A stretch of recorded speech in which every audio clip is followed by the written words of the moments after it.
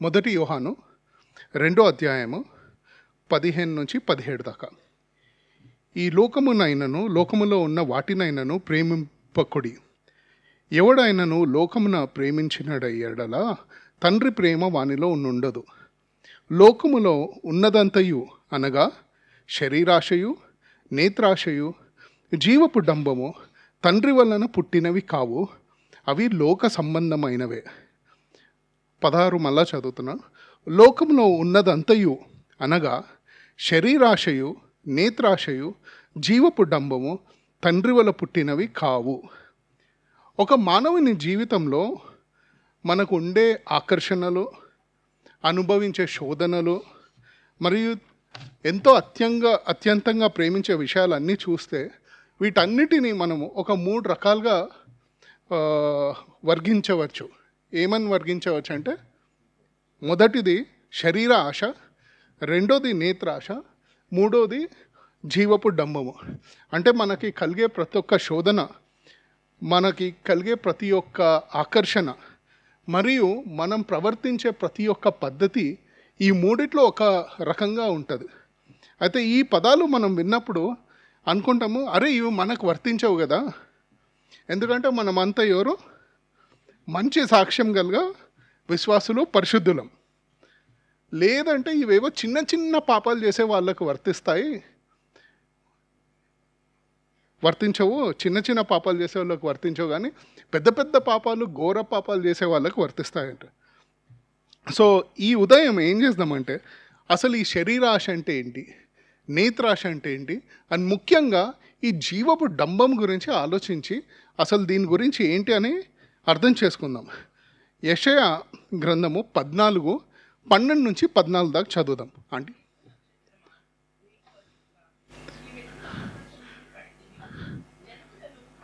నీవు నేలమట్టం వరకు ఎట్లు నరకబడితివి, నేను ఆకాశముకి ఎక్కిపోయేదను, దేవుని నక్షత్రములకు పైగా నా సింహాసనమును హెచ్చింతును, ఉత్తర దిక్కునున్న సభాపర్వతము మీద కూర్చుందును, మేఘమండలం మీదకెక్కుదును, మహోన్నతునితో నన్ను సమానునిగా చేసుకొందును అని నీవు మనసులో అనుకుంటివి కదా.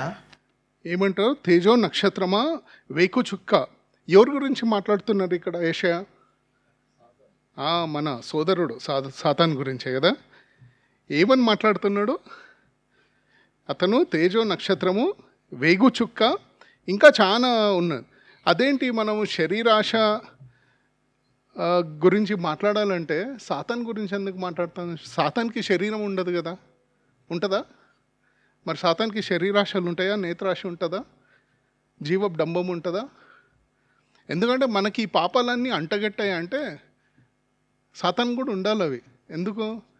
అన్ని పాపాలకి మూల కారణం తండ్రి సాతాను. సో మనం ఏం చేస్తామంటే, ఇవి కాసేపు ఆలోచించి, ఒకవేళ అసలు శరీరాశలు ఏంటి అంటే గలతీయులు 5:17 ఏమని ఉంటుందంటే, శరీరానికి ఇంకా స్పిరిట్కి మధ్య జరిగే వివాదం గురించి మాట్లాడుతూ 19-21 చదవండి. శరీర కార్యములు స్పష్టమై ఉన్నవి, అవేవనగా జారత్వము, అపవిత్రత, కాముకత్వము, విగ్రహారాధన, అభిచారము, ద్వేషములు, కలహము, మత్సరములు, క్రోధములు, కక్షలు, భేదములు, విమతములు, అసూయలు, మత్తతలు, అల్లరితో కూడిన ఆటపాటలు మొదలైనవి. సో చాలాసార్లు మనం ఏమనుకుంటామంటే, ఈ శరీర ఆశలు అంటే కేవలం జారత్వము, లేకుంటే లైంగిక పరమైన ఆశలు, లేకుంటే అటువంటి పాపాలు అనుకుంటాం. కానీ ఈ శరీర ఆశ కింద చాలా ఉంటాయి. కనీసం ఒక 13-14 వివిధమైనవి బైబిల్లో శ్రేష్టంగా చెప్పబడ్డాయి. ఇప్పుడు మనం ఏం చేయాలంటే, యెషయా 14:13 చూస్తే మొదట ఏమంటే, నేను ఆకాశమును కెక్కిపోయేదను, దేవుని నక్షత్రముల పైగా నా సింహాసమును హెచ్చింతును. ఇది సాతాను ఏమంటాడంటే, ఆకాశముకి ఎక్కిపోయి దేవుని నక్షత్రముల పైన నా సింహాసమును హెచ్చింతును. ఇదేంటి? శరీర ఆశ యొక్క పరాకష్టత అంటే the culmination of the lust of flesh. అంటే ఎంత ఉండాలి? నేను దేవుని సింహాసనము కంటే పైన ఉండాలని. అదే ఇంకా కొంచెం ముందుకు చూస్తే, ఉత్తర దిక్కునున్న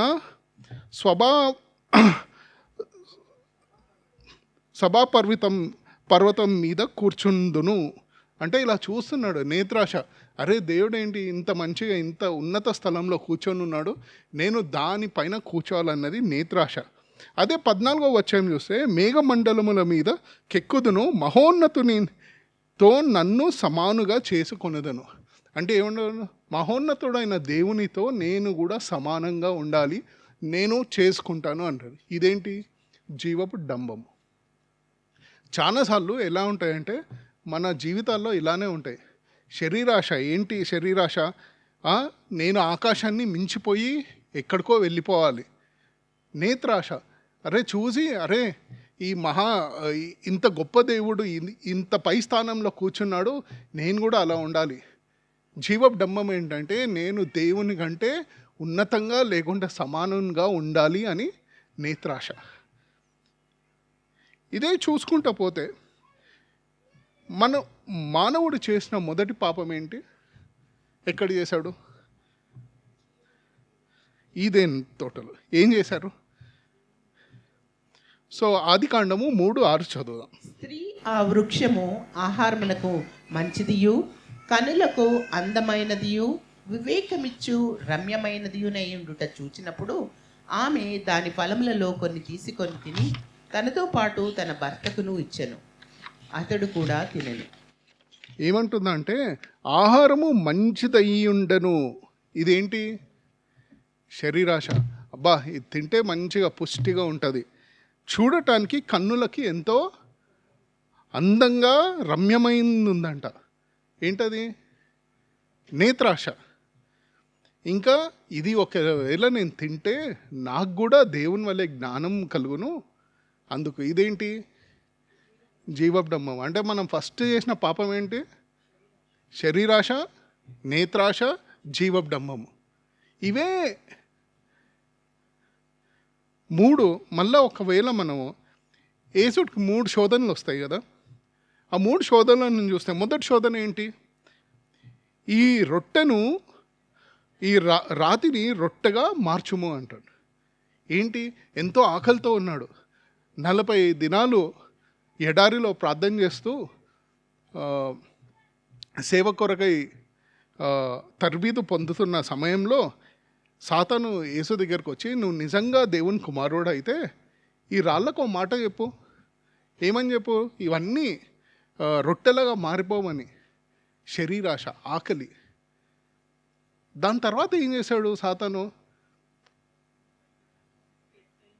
ఒక ఎత్తైన శిఖరానికి తీసుకెళ్ళి భూలోకములో ఉన్న రాజ్యములన్నిటినీ ఒక్కసారి యేసుకు చూపించాడంట. ఒక్కసారి చదువుదాం. లూకా సువార్త 4:9. పిమ్మట ఆయన యెరూషలేములోనికి తీసుకుపోయి దేవాలయ శిఖరముపై ఆయనను నిలబెట్టి ఒక్క నిమిషం అంటే 5వ వచనం చదువు.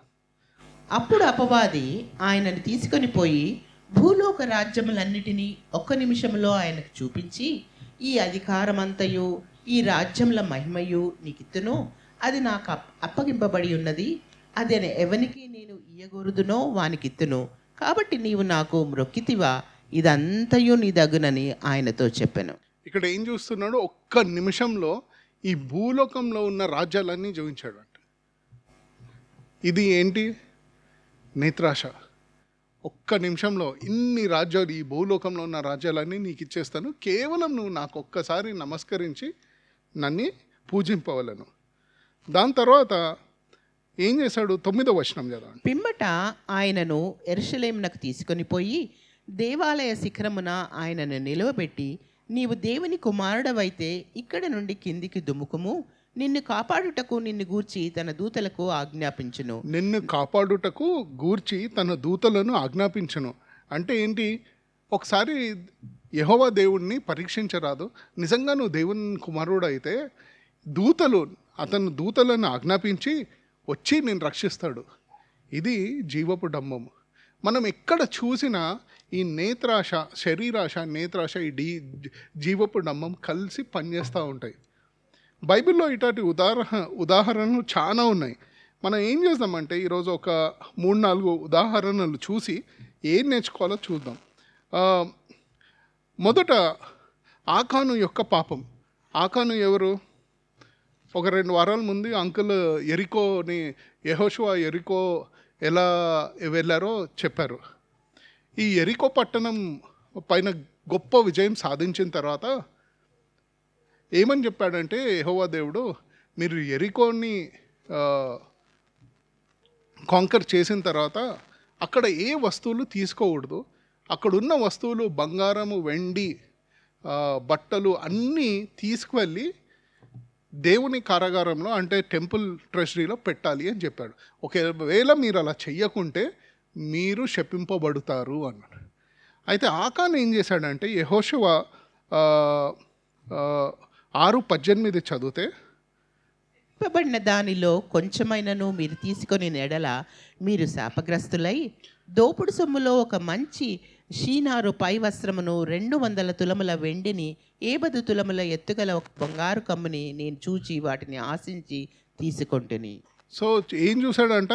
మంచిగా ఒక షీనారు వస్త్రము, పై వస్త్రం చూసి ఇంకొక 200 తులాల వెండి ఇంకా కాస్త బంగారం తీసుకొని పెట్టుకున్నాడంట. ఏం చేశాడు? ఆశ, వ్యక్తిగత స్వార్థం కోసం ఆస్తిని కోరాడు. ఇవన్నీ, ఇంత సామాను ఉంది కదా, ఇంత బంగారం ఉంది, ఇంత వెండి ఉంది, కాస్త నా గురించి తీసి పెట్టుకుంటాను. అలానే ఆ వస్త్రాన్ని చూసి ఎంతో ఇష్టపడ్డాడు. అబ్బో ఇది భలే ఉంది వస్త్రం, బబ్లోను వాళ్ళది, ఎరికో వాళ్ళది భలే వస్త్రం ఉందని. ఇంకా దీంట్లో డంబం ఏంటంటే, నా పాపాన్ని నేను కప్పి పెట్టుకోగలుగుతాను. ఏం చేశాడు? వెళ్ళాడు, అతని గుడారంలో తీసుకెళ్ళి ఒక చిన్న గొయ్యి దొవ్వి దాంట్లో పెట్టేసి మూసేస్తే ఇంకెవ్వరికి తెలియదు అనుకున్నాడు. తెలియకుండా ఉంటుందా? యెహోవా దేవుడికి తెలుసు. దీని తర్వాత ఏమైంది? ఇజ్రాయెల్ దేశస్తులు ఇంత పెద్ద ఎరికో పట్టణాన్ని ఒక్క కత్తి దియ్యకుండా జయించారు. ఏం చేశారు? ఎరికో చుట్టూ 7 సార్లు నడిచారు. బూర ఊది ఆ గోడలు, ఆ ఎరికో పట్టణం గోడ ఒక్కొక్కటి 20 అడుగుల వెడల్పు ఉండేది. అంటే అంతలా గోడ 20 అడుగులు అంటే మీకు ఇక్కడ నుంచి ఇక్కడ దాకా, సగం స్టేజ్ దాకా అంత గోడలు వాటికి కూలిపోయాయి. ఏంటి? ఎవ్వరు రాళ్ళు కొట్టలేదు, ఏనుగులను తెచ్చి ఇరగొట్టలేదు, ఏం చేయలేదు. కానీ దీని తర్వాత వీళ్ళు వెళ్ళిన యుద్ధాల్లో ఘోరంగా ఓడిపోతారు. అప్పుడు వీళ్ళు ఏమైందంటే, ఈ పాపం వల్ల మీరు ఓడిపోయారు. దీనివల్ల ఏమైంది? ఆకాను వాళ్ళ కుటుంబాన్ని మొత్తాన్ని తీసుకెళ్ళి గుడారం బయట పెట్టి రాళ్ళతోటి కొట్టి చంపేశారు. చాలాసార్లు మన డంబంలో ఏమనుకున్నామంటే, నేను చేసిన పాపం నేను కప్పి పెట్టేసుకోవచ్చు, దేవుని కూడా తెలియదు. కానీ దేవుని దగ్గర ఏం కప్పలేము. ఒకవేళ యెహోషువ నుంచి కప్పాడు, వాళ్ళు ఉన్న చుట్టూ సైనికుల నుంచి కప్పాడు. కానీ దేవుడు చూసి నీకు ఇంత డంబమా అని పట్టుకుంటాడు. ఇంకోటి చూస్తే దావీదు బెత్షెబా, ఇది బాగా తెలిసిన విషయం అందరికీ. 2 సమయాలు 11లో చూస్తే రాజైన దావీదు ఏం చేశాడు?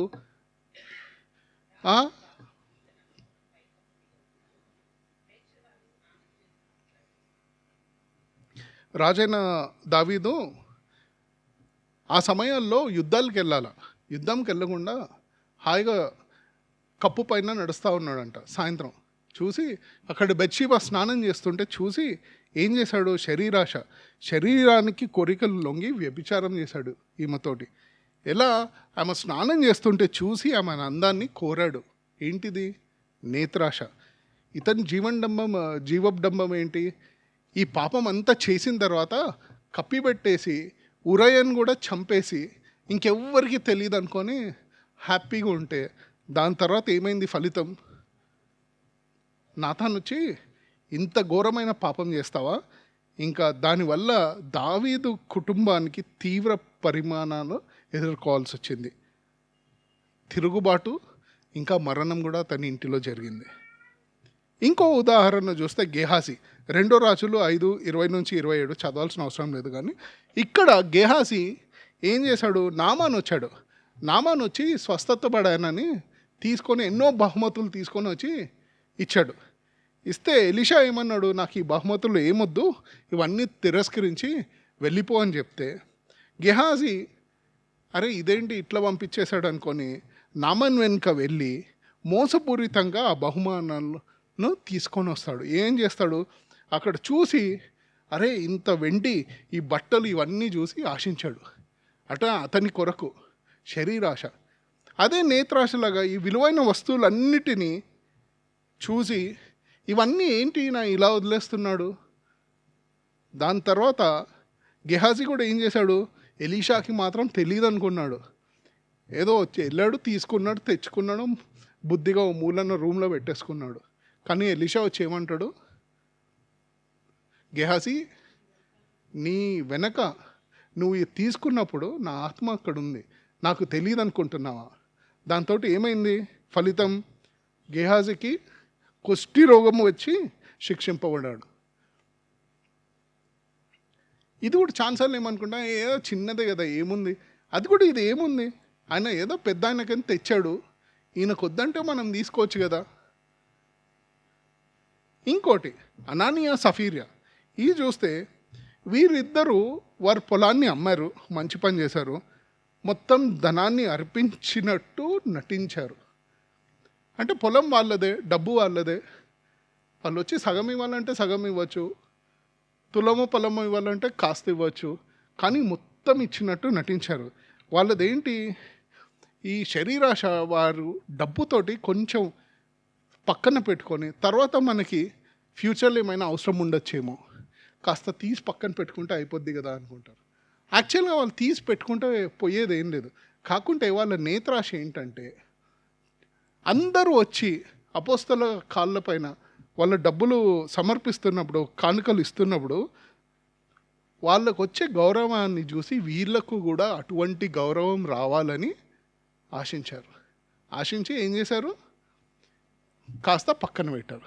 వాళ్ళ జీవడంబం ఏంటి, ఇంకెవ్వరికి తెలీదు. కానప్పుడు అపోస్తలులు ఏమంటారు,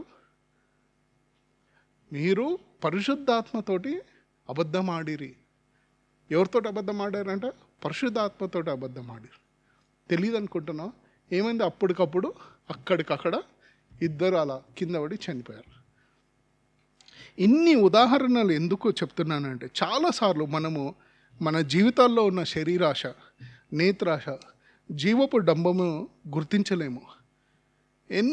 ఏదో చిన్న విషయమే అని సర్ది చెప్పుకుంటూ ఉంటాం, మనకై మనం సర్ది చెప్పుకుంటూ ఉంటాం, ఇది ఏదో చిన్న విషయమే అనుకుంటాం. కానీ దేవుని దృష్టిలో చూసినప్పుడు ఇవన్నీ ఎలా అంటే ముఖ్యంగా జీవపు డంబంలాగా ఉంటాయి. ఓ పని చేస్తాం, మనకు 10 ఆజ్ఞలు తెలుసా, ఈ 10 ఆజ్ఞలని ఈ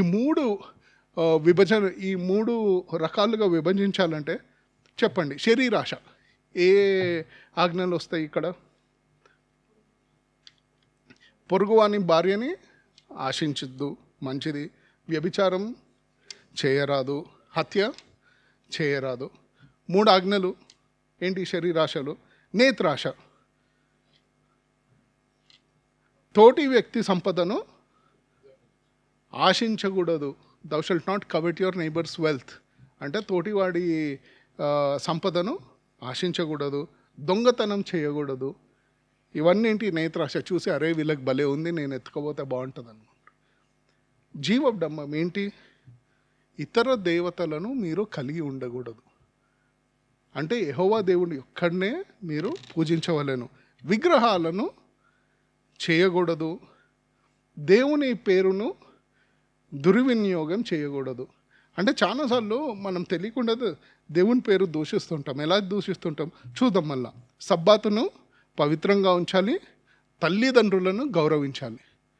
ఈ 5 ఏంటి, ఇతర దేవతలను కలిగి ఉండకూడదు, విగ్రహాలను చేయకూడదు, దేవుని పేరుని దుర్వినియోగం చేయకూడదు, సబ్బాతు దినాన్ని పవిత్రంగా ఉంచాలి, ఇంకా తల్లిదండ్రులను గౌరవించాలి. ఇవన్నీ ఉల్లంఘిస్తే మనము ప్రదర్శించేది ఏంటంటే మనలో ఉన్న జీవడంబం. ఎక్కువ ఆజ్ఞలు దేని గురించి ఉన్నాయి, జీవడంబం గురించి. సో కొన్ని ఇవి ఆలోచిద్దాం. మనకి కలిగి ఉన్న వాటిలో గర్వించడం లేకుంటే ఇతరుల కంటే మెరుగ్గా ఉండాలని ఆశపడటం, చిన్న చిన్న విజయాలు, సంపద, ప్రతిష్టలను ఆధారపడే గర్వం, ఇతరులపై ఆధిపత్యం చూపించాలనే కోరికను సూచిస్తూ ఉంటాయి. చాలాసార్లు మన స్వభావంలో ఇవన్నీ చాలా డీప్గా ఉంటాయి, కానీ అప్పుడప్పుడు అవి బయటకు వస్తుంటాయి. మనం ఇంకా కొన్ని చూస్తుంటే మనం ఈ జీవడంబం గురించి ఇంత ఎందుకు ఆలోచించాలంటే, మనకి తెలియకుండా చాలాసార్లు మనము ఈ ఊబిలో చిక్కుకుపోతాం. ఈ కొన్ని ఉదాహరణలు చూసి అసలు ఈ జీవడంబం ఎందుకు ఇంత ఘోరమైందంటే, బైబిల్ నుంచి ఒక 8-9 విషయాలు చూసి ఈ జీవడంబం గురించి ఆలోచిస్తాం. మొదటిది ఏమైందంటే మొదటిది పవిత్రపరచని జ్ఞానం. పవిత్రపరచని జ్ఞానం అంటే అపవిత్రమైన జ్ఞానం అనొచ్చు కదా, కానీ మనం క్రిస్టియన్స్ కాబట్టి పవిత్రపరచని జ్ఞానం. కొలొస్సెయులకు రాసిన పత్రిక 2:8 చదవండి. పారంపర్యాచారమును అనగా ఈ లోక సంబంధమైన మూల పాఠములను అనుసరించి మోసకరమైన నిరర్ధక తత్వజ్ఞానం చేత మిమ్మును చెరపట్టుకొని పోవువాడెవడైనను ఉండునేమో అని జాగ్రత్తగా ఉండుడి. ఇదేంటంటే పవిత్రపరచని జ్ఞానం అంట. ఈ పవిత్రపరచని జ్ఞానం ఎలా ఉంటుందంటే, మోసకరమైన నిరర్ధక తత్వ జ్ఞానము చేత మిమ్మును చెరబట్టుకొని పోయడం. ఇది ఎలా అంటే లోక సంబంధమైన మూల పాఠములను కలిగి ఉంటుంది. అంటే ఈ జ్ఞానం ఎలా ఉంటుందంటే మొత్తానికి తిరిగి లోకం పైన ఆధారపడి ఉన్న జ్ఞానం. ఈ జ్ఞానంతో చాలామంది మోసపరుచుతారు. ఎలా అంటే క్రీస్తు యందు ఆధారపడే బదులు ఈ లోక జ్ఞానం వల్ల దానిపైన ఆధారపడి మేము యాక్చువల్గా ఏదో క్రీస్తుకు చేస్తున్నామని అనుకుంటారు.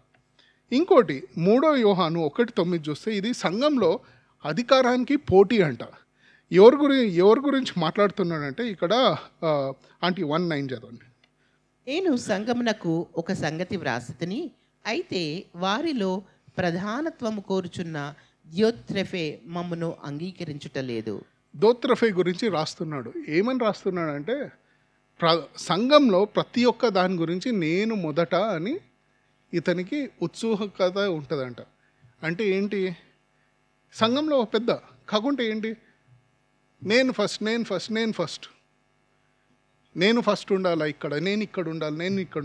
ఇతనికి ఉన్న బాధ ఏంటంటే అందరిలో ప్రధానుడిలాగా ఉండాలి, అన్నిట్లో ప్రధానుడిలాగా ఉండాలి అంటారు. కొన్నిసార్లు ఈ విషయంలో చాలామంది తప్పు చేస్తూ ఉంటారు. ఏమనుకుంటారంటే, అరే నేను ఏదో దేవుని గురించి ముందుకుంటున్నా అనుకోవడం. దేవుని గురించి ముందుండేది వేరు, నేను ముందుండాలి అనుకోవటం వేరు. ఇక్కడ దియోత్రెఫేని ఆలోచిస్తుంటే గురించి చదివినప్పుడు ఏమంటాడు, మళ్ళీ ఒకసారి చదువుదాము.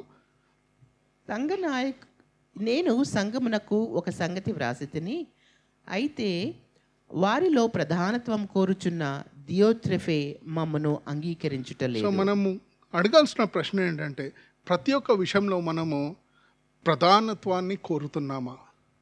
అంటే ఈ ప్రధానత్వాన్ని కోరుతుంటే ఇది ఒక జీవడంబం. అది ఎవరికి ఉంది? ఒక చర్చిలో ఉన్న నాయకుడికి ఉంది. ఎంతో జాగ్రత్తగా ఉండాలి. 3వ అంశం చూస్తే ఆధ్యాత్మిక గర్వం. అంటే మనకంటే ఇంకా ఎవ్వరు లేరు, తాము ఇతరుల కంటే దైవభక్తులమని భావించటం. వీళ్ళు చాలామంది ఇలా ఉంటారు. ఎలా అంటే ఇంకా నాకు మించిన యోధుడు, నాకు మించిన విశ్వాసి, నాకు మించిన సాక్ష్యం ఎవ్వరికి లేదనుకుంటారు. లూకా 18:9-14 చదువుతుంటే, తామే నీతివంతులమని తమను తాము నమ్ముకొను వారు తృణీకరించి కొందరితో ఆయన ఈ ఉపమానం చెప్పాడు. ఏం ఉపమానం చెప్పాడు ఇక్కడ క్రీస్తు? ఎవరి గురించి మాట్లాడుతున్నాడు? పరిసయ్యుడు, శుంకరి గురించి మాట్లాడుతున్నాడు. ఇక్కడ పరిసయ్యుడు ఎక్కడ ఆదివారము సంఘానికి వెళ్ళి అక్కడ టెంపుల్లో కూర్చొని, దేవా నా అంత మంచోడు ఎవ్వడు లేడు, నేను ప్రతి ఆదివారం వచ్చి ప్రార్థన చేస్తాను, దశమ భాగం ఇస్తాను, బైబిల్ స్టడీకి వస్తాను, హాఫ్ నైట్ ప్రేయర్కి వస్తాను, మిడ్ వీక్ ప్రేయర్కి వస్తాను, ఈ అటెండ్ అవుతాను, ఆ అటెండ్ అవుతాను, ఇవన్నీ చేస్తాను. కానీ వాడు ఉన్నాడు వాడు పక్కన ట్యాక్స్ కలెక్టర్ శుంకరి, వాడు చూడు ఎంత అయ్యదో, నేను ఎంత మంచోడిని. కానీ దేవుడు అతన్ని చూసి ఏమంటాడు, ఆ రోజు దేవుని సన్నిధిలో నీతిమంతిగా తీర్చబడ్డవాడు ఎవరు? శుంకరి. ఎందుకంటే శుంకరి ఏమంటాడంటే, దేవా పరలోకానికి నా తల ఎత్తి ప్రార్థించటానికి కూడా నాకు ధైర్యం చాలదు. సో ఆధ్యాత్మిక గర్వం. ఇంకోటి చూస్తే పెద్ద పెద్ద సంఘాలు, పెద్ద పెద్ద ప్రదర్శనలు, క్రైస్తవ సంఘాల్లో పెద్ద సమావేశాలు, బహిరంగ ప్రదర్శనల ద్వారా గొప్పతనాన్ని చాటించుకోవటం, తెలియజేయటం. 1 కొరింథీ 1:29 చదవండి. ని వ్యర్థము చేయుటకు లోకములో నీచులైన వారిని, తృణీకరింపబడిన వారిని, ఎన్నిక లేని వారిని దేవుడు ఏర్పరచుకొని ఉన్నాడు. దేవుడు ఏమంటున్నాడంటే, ఎన్నికైన వారిని వ్యర్థము చేయుటకు లోకములో నీచులైన వారిని, తృణీకరింపబడిన వారిని, ఎన్నిక లేని వారిని దేవుడు ఏర్పరచుకొని ఉన్నాడు అంట. He will choose the foolish of the world to bring down the voice. మన కళ్ళల్లో మనం అరే నేను ఏదో పెద్దోడిని, ఇది అది అని చాలాసార్లు ఏం చేస్తామంటే, దేవుని పేరులో ఏదో ప్రదర్శనలు చేసి, ఇది చేసేసి, అది చేసేసి మనం ఏం చేస్తామంటే, మన పాప దృష్టితో దేవుని గురించి ఏదో చేస్తున్నామని ప్రదర్శనలు చేస్తున్నామంట. ఒక ఎగ్జాంపుల్ చెప్పాలంటే, రీసెంట్గా ఓ పెద్ద ఆయన, నేను దేవుని మినిస్ట్రీలో 15 ఏళ్ళు 20 ఏళ్ళు పనిచేశానని కృతజ్ఞత కూడిక పెట్టాడు అంట. ఎలా పెట్టాడు కృతజ్ఞత కూడిక? ఏం చేయాలా? ఒకవేళ నువ్వు దేవుని సేవకుడు అయ్యి ఓ 10 ఏళ్ళు 15 ఏళ్ళు 20 ఏళ్ళు దేవునికి సేవ చేస్తే కృతజ్ఞత ఎలా చెల్లించాలి? ఈయన ఏం చేశాడంటే, కృతజ్ఞత కూడికకి ఒక స్టేడియం తీసుకున్నాడు. ఓ స్టేడియంలో 3 రోజులు కృతజ్ఞత కూడిక పెట్టాడు. ఏంటి? దేవా నేను చేసిన సేవకు కృతజ్ఞతగా నేను ఒక 3 రోజులు ఈ ఊరిలో ఉన్నోడి, పక్కూరులోని, ఆ ఊరిలో ఉన్న అందరినీ పిలుచుకొచ్చి ఒక 400 స్టేజ్ వేసుకొని ఓ 1000 లైట్లు పెట్టుకొని చూడు నేను ఎంత సేవ చేశాను. అది కృతజ్ఞతనేనా? ఆలోచించాలి. ఏమో అయి ఉండొచ్చు, కాకపోయి ఉండొచ్చు. కాకుంటే దేవుని దృష్టిలో ఏముంటారు? నిజంగా నువ్వు దేవుని సేవ అలా చేస్తే, పౌలు ఏమన్నాడు? నేను యాక్చువల్గా చెప్పుకోవాలంటే ఎన్నో చెప్పుకోవచ్చు, నేను ఇది చేశాను అది చేశాను, కానీ దేవుని గురించి నేను చెప్పుకోవాలంటే ఏం లేదు. యాక్చువల్లీ పాపులలో ప్రధాన పాపిని నేను. అసలు నాకు ఈ సేవ దేవుడు ఇచ్చాడంటేనే ఏదో భిక్షలాగా ఇచ్చాడు, నాకు ఎంతో సంతోషం అని అలా ఉండాలి. సో ఇదొకటి జాగ్రత్తగా ఉండాలి. ఇంకోటి, అహంకారంతో కూడిన జ్ఞానం దైవ జ్ఞానం కాదు. అంటే అహంకారంతో కూడిన జ్ఞానం కూడా ఉంటుంది. ఇతరులను కించపరుచుతూ తమ బైబిల్ జ్ఞానం ఎక్కువ అని చూపించడం. చాలా మంది అలా కూడా ఉంటారంట. యాకోబు 3:14-15 చదివితే, జ్ఞాన వివేకములు కలవాడెవడు? వాడు జ్ఞానంతో కూడిన సాత్వికము గలవాడై తన యోగ్య ప్రవర్తన వలన తన క్రియలను కనపరచవలెను. వాడు ఒక్క నిమిషం, వాడు జ్ఞానముతో కూడిన సాత్వికము గలవాడై తన యోగ్య ప్రవర్తన వలన తన క్రియలను కనపరచవలెను. అంటే నిజంగా నీకు దైవజ్ఞానం ఉంటే దాని సూచిక ఏంటంటే, ఆ జ్ఞానంతో సాత్వికం వస్తుంది. ఒక జ్ఞానంతో నీకు సాత్వికం రాకుంటే అది దైవజ్ఞానం కాదు. ఇంకా ముందుకు చదవండి. అయితే మీ హృదయములలో సహింపనలవి కాని మత్సరమును వివాదమును ఉంచుకొని వారైతే అతిశయపడవద్దు, సత్యమునకు విరోధముగా అబద్ధమాడవద్దు. ఈ జ్ఞానము పైనుండి దిగి వచ్చినది కాక భూ సంబంధమైనదియు ప్రకృతి సంబంధమైనదియు దయ్యముల జ్ఞానము వంటిదియునై ఉన్నది. ఈ జ్ఞానం ఎటువంటిదంటే, ఒకవేళ సాత్వికమైన జ్ఞానం కాకుంటే ఈ జ్ఞానం ఎక్కడి నుంచి వచ్చింది? దయ్యం నుంచి వచ్చిన జ్ఞానం. చాలాసార్లు ఏమనుకుంటామంటే, అరే నాకు ఇంత జ్ఞానం ఉంది, ఈ జ్ఞానంతో ఎంతో అహంకారం వచ్చి ఆ అహంకారంతో అసలు నువ్వు ఎవరు అని మర్చిపోతావు. మానవుని యొక్క ఐడెంటిటీ ఏంటి అంటే, మహోన్నతుడైన దేవుడు ఎంతో ఉన్నత స్థానంలో ఉన్నాడు. మానవుడు భూమిపైన అల్పజీవి అండ్ మోటల్ అంటే శ్యామ్ చనిపోయేవాడు, అంటే క్షయ సమ్. సో చాలాసార్లు ఏమనుకుంటామంటే ఈ జ్ఞానంతో ఇంకా నాకు మించినోడు ఎవడు లేడు, నాకు మొత్తం తెలుసు అనుకుంటాడు. కానీ దేవుని యొక్క జ్ఞానం, దైవ జ్ఞానం, లోక జ్ఞానం మధ్యలో ఉండే వ్యత్యాసం ఇదే. ఈ లోక జ్ఞానం ఎక్కడి నుంచి వస్తుందంటే చాలాసార్లు అనుకుంటాం అలా ఏం లేదు, ఏదో మన జ్ఞానం వచ్చింది కాస్త అటు ఇటు వాడుకుంటున్నాం అనుకుంటాం. కానీ దెయ్యం నుంచి వచ్చిన జ్ఞానము ఈ లోక జ్ఞానం. చాలాసార్లు మనం ఈ జ్ఞానాన్ని దేవుని జ్ఞానము అనుకొని అహంకారంతో కూడిన జ్ఞానం ఉండి విచ్చలవిడిగా భయం లేకుండా ప్రవర్తిస్తూ ఉంటాం. ఇంకో విషయం చూస్తే ఆర్థిక సహాయం చేస్తూ దాని ద్వారా ఎంతో గర్వం పొందటం. అంటే ఎలా అంటే కొంతమందికి దేవుడు దీవించాడు, బాగా డబ్బులు ఉన్నాయి, ఆస్తులు ఉన్నాయి, దాన ధర్మాలు చేస్తూ ఉంటారు. కానీ తిమోతిలో ఏమని ఉందంటే 1 తిమోతి 6:17-18 చదివితే, గర్విష్ఠులు కాక అస్థిరమైన ధనమునందు నమ్మిక ఉంచక సుఖముగా అనుభవించుటకు సమస్తమును మనకు ధారాళముగా దయచేయి దేవుని యందే నమ్మిక ఉంచుడని ఆజ్ఞాపించుము.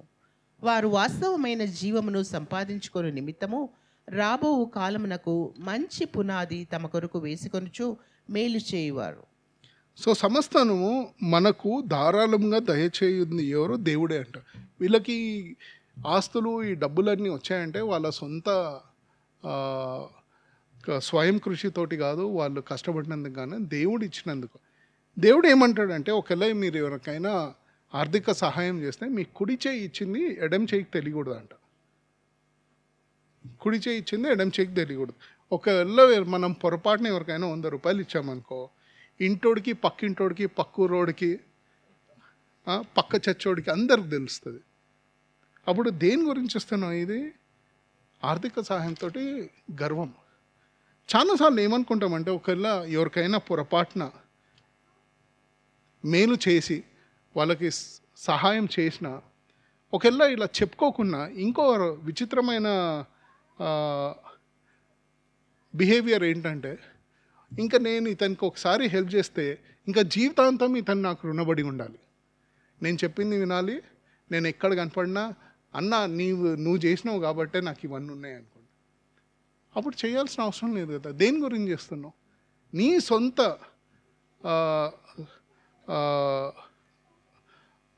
గుర్తింపు కొరకు చేస్తున్నావు. అంటే ఇది ఒక చాలా జాగ్రత్తగా ఉండాలి. ఒకవేళ మనం చేసి ఏమి ఆశించకుండా దేవుడు మాకు ఇది ఇచ్చాడు కాబట్టి మేము ఇవ్వగలుగుతున్నామన్న దృక్పథతో సహాయం చేయగలిగితే చేయాలి. లేకుంటే చాలాసార్లు ఇదో భయంకరమైన జీవబ్డమ్మం. ఏమంటే ఇంకా నేనే చేశాను, నేను వీళ్ళందరికీ చేశాను. అబ్రహాం గుర్తున్నాడా? లోతుని రక్షించి వచ్చినప్పుడు సొత్తంత వచ్చినప్పుడు తీసుకో అంటే ఏమంటాడు? నేను పొరపాటున కూడా ₹1 తీసుకోను, ఎందుకంటే ఎవ్వరు నీ వల్ల నేను గొప్పవాడినయ్యానే అని అంటాడని.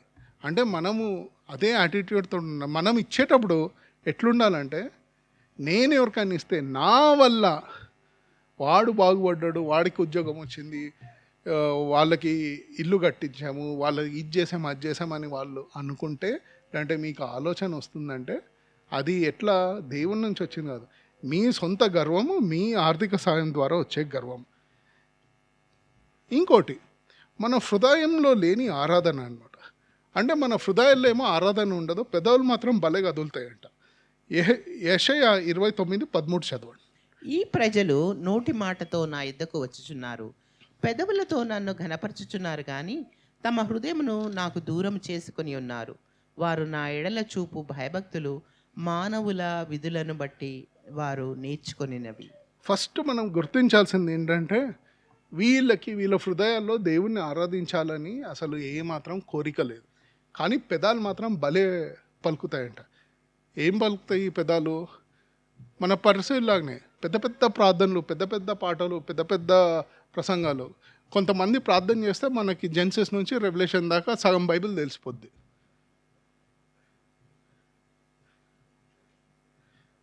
లేకుంటే వాళ్ళు మాట్లాడేది, వాళ్ళు చేసే ఆరాధనకి, వాళ్ళ జీవితానికి ఏ మాత్రం సమతుల్యత ఉండదు. చూస్తేమో అరే వాళ్ళ ఆరాధన చూస్తే దేవా నువ్వు ఇంత గొప్పవాడివి, నీ వల్లనే ఇది అది అని ఉంటాడు. బయటికి వెళ్ళి అసలు నాకంటే మించినోడు ఎవడు లేడు రా అంటాడు. జీవపు డంబం. అదేగాక ఇంకోటి చాలా జాగ్రత్తగా ఉండాల్సిందంటే, వారు నా ఎడల చూపు భయభక్తులు మానవుల విధులను బట్టి వారు నేర్చుకొనిరి. అంటే ఏంటి? ఈ లోక విధులను బట్టి నేర్చుకున్నారు. అంటే ఈ లోక ఆచారాలు బట్టి నేర్చుకొని ఇలా ప్రసంగం చేస్తే, ఇలా పాట పాడితే, ఇలా దేవుని సన్నిధిలో నిలబడి దాన్ని ఏమంటారు వర్షిప్ చేస్తే అందరి మెప్పు పొందొచ్చు. హృదయంలో లేని ఆరాధన. ఈ ఆరాధనకి దేవునికి ఎంతో చికాకు పుడుతుంది తెలుసా. తెలిసి ఆపేయండిరా బాబు మీ ప్రార్థనలు, మీ దాన్ని ఏమంటారు సాక్రిఫైసెస్ అవన్నీ. ఇంకో విషయం, ప్రజల ప్రశంసలను కోరుకోవడం. అంటే ఇట్లా ప్రజల మెప్పు గురించి ఎన్నో పనులు చేయటం. గలతీలు 1:10 చదవండి ఆంటీ. మనుష్యుల దయను సంపాదించుకొన చూచుచున్నానా, దేవుని దయను సంపాదించుకొన చూచుచున్నానా? నేను మనుష్యులను సంతోషపెట్టగోరుచున్నానా? నేను ఇప్పటికి నీ మనుష్యులను సంతోషపెట్టిన వాడనైతే క్రీస్తు దాసుడను కాకపోవుదును. అది గుర్తుపెట్టుకోవాలి. నేను ఎప్పటికీ మనుష్యులను సంతోషపెట్టువాడనైతే క్రీస్తు దాసుడను కాకపోవుదును. చాలాసార్లు మనం ఏం చేస్తామంటే, మన జీవపు డంబం ఎలా ఉంటుందంటే, మనుష్యుల దయను సంపాదించుకొనటానికి ఎన్నో పనులు చేస్తుంటాం. అంటే అందరినీ చేర్చుకోవాలా, ఈ మనిషి ఆ మనిషి, అందరు మనుషుల్లో నేను ఫేమస్ కావాలా. నువ్వు నిజమైన క్రైస్తవుడు అయితే దేవుడు యొక్క అప్రూవల్ గురించి వెతకాలి, కానీ మనుషుల యొక్క అప్రూవల్ గురించి వెతకూడదు. చాలాసార్లు ఏమనుకుంటామంటే, సేవలో ఎన్నో చేసి మనుషుల వల్ల వాళ్ళ దయను సంపాదించుకోవాలని ప్రయత్నిస్తూ ఉంటాం. మనుషుల దయ సంపాదించుకొని ఏం చేస్తావు? ఏం చేయలేవు. మనుషుల దయ ఎలా ఉంటుందంటే, వాళ్ళ ఖ్యాతి ఎలా ఉంటుందంటే, నువ్వు బతికినన్ని రోజులు ఓ అన్నా నువ్వు ఇది అది అని అంటారు. నువ్వు చనిపోయిన మరుక్షణం నీ పేరు పెట్టి కూడా పిలవరు. గమనించారు ఎప్పుడైనా? ఎవరైనా చనిపోతే నెక్స్ట్ మినిట్ ఏమంటారు? డెడ్ బాడీ ఎక్కడుంది? డెడ్ బాడీని ఎప్పుడు పూడుస్తున్నారు? ఎప్పుడు సమాధి చేస్తున్నారు? ఒక అర్ధగంట ముందు ఓ ఈయన ఎంత పెద్ద మనిషి, ఈయన అది అంటాడు. మన విలువ ఏంటంటే మనుషుల అప్రూవల్ గురించి బతుకుతాయి. నువ్వు బతికిన రోజులు ఏదో గొప్పగా మాట్లాడచ్చు, కానీ నువ్వు చనిపోయిన తర్వాత ఏమైందంటే దేవుని ముందు నిలబడినప్పుడు దేవుని అప్రూవల్గా అవసరం వస్తుంది. దేవుడు మనం చూసి బలా మంచి సేవకుడా అంటాడా, లేకుంటే బలా నీకు చాలా ఖ్యాతి వచ్చింది కదా లోకంలో, అలా ఖ్యాతి వచ్చిన వాళ్ళు చాలా మంది ఆ పక్కన ఉన్నారు, ఎల్లక్కడ ఉండు అంటారు. సో ఇదొకటి చాలా గుర్తుపెట్టుకోవాలి. మనుషుల ప్రశంసల గురించి మనము ప్రాకులాడుతున్నామా, లేదంటే వారి ప్రశంసల గురించి, వారి మెప్పు గురించి మన మినిస్ట్రీ చేస్తున్నామా? ఆఖరిదిగా ఇది completely different category of people. అందరికంటే పవిత్రుడైన మనిషి అంట. యెషయా 65:5. మా దాపునకు రావద్దు, ఎడముగా ఉండుము, నీకంటే మేము పరిశుద్ధులమని చెప్పుదురు. వీళ్ళు ఏమంటారంటే, బాబు కొంచెం దూరంగా నిలబడు, నా దగ్గరికి రావద్దు. ఎందుకంటే నా దగ్గరికి వస్తే ఏమైందంట, వాళ్ళు అపరిశుద్ధులు అయిపోతారంట. వీళ్ళు ఎంత పరిశుద్ధులు అంటే ఇంకా వాళ్ళ దగ్గరికి ఎవరిని రానియరు. చాలాసార్లు మన జీవితంలో మనం ఇలానే ఉంటాం. అనుకుంటాం లేదు మనం ఇలా చేయమని, కానీ మన జీవపు డంబంలో ఏమంటాం అంటే, ఇంకా నా కంటే పరిశుద్ధుడు ఎవరు లేరు, ఎవరైనా నా దగ్గరికి వస్తే వాళ్ళ వల్ల నా పరిశుద్ధత పోతుందేమో, నేను ఒక్కడిని గొడుసు వేసుకొని కొండపైన సిల్వేసుకొని దానిపైన వేసుకొని కూర్చుంటాను. అతి పరిశుద్ధులు ఉంటారు. అతి పరిశుద్ధులుకి స్థానం లేదు బైబిల్లో. యెహోవా ఒక్కడే పరిశుద్ధుడు. మనుషులు తమన్ గురించి తాము నేను పరిశుద్ధుడును, అతి పరిశుద్ధుడును, ఈడు వాడు నా పక్కకు వస్తే నా పరిశుద్ధత పోతుంది అనుకుంటే జీవపు డంబంలో హయ్యెస్ట్ పినకల్కి వచ్చారు. ఇప్పుడు ఇది ఆలోచిస్తే 3 రకాలు. ఒకటేంటి శరీరాశ, మన అభిలాషలు, మన ప్యాషన్స్, మనకుండే కోరికలు, మనకుండే ఆకర్షణలు, ఏదో చేయాలి, ఏదో విజయం సాధించాలి అన్న ఆతృత, అది శరీరాశ.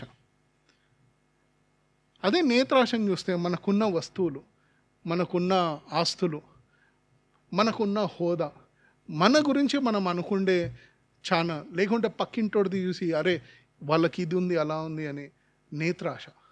కానీ జీవపు డంబం ఏంటంటే ఎంతో భయంకరమైంది. ఈ జీవపు డంబం ఎలా మొదలైద్దంటే, నేను, నాకు మించినోడు ఎవడు లేడు, నా అంత పరిశుద్ధుడు ఎవడు లేడు, మనుషుల మెప్పు కొరకు జీవిస్తూ ఉంటాం. చాలాసార్లు దేవుడిచ్చిన జ్ఞానం అనుకుంటాం, కానీ దెయ్యం నుంచి వచ్చిన జ్ఞానంతో ప్రవర్తిస్తుంటాము. లేకుంటే నేనే ముందుండాలి అని ప్రాకులాడుతూ ఉంటారు. ప్రధానమైన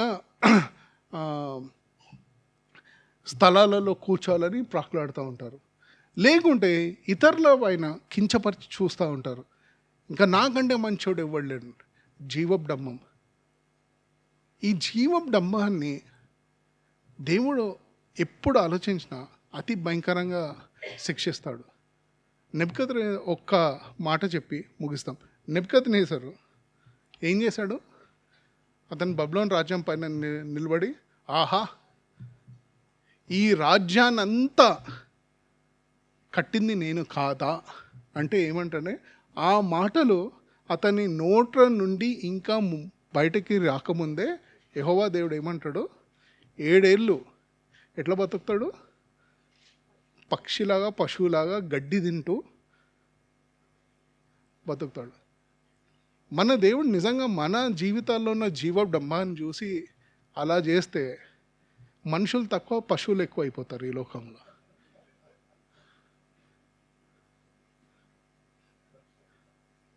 సగం చర్చీలు లీడర్షిప్ తోటి ఖాళీ అయిపోతాయి. ప్రార్థనలు తక్కువైపోతాయి, ఆరాధన ఉండదు.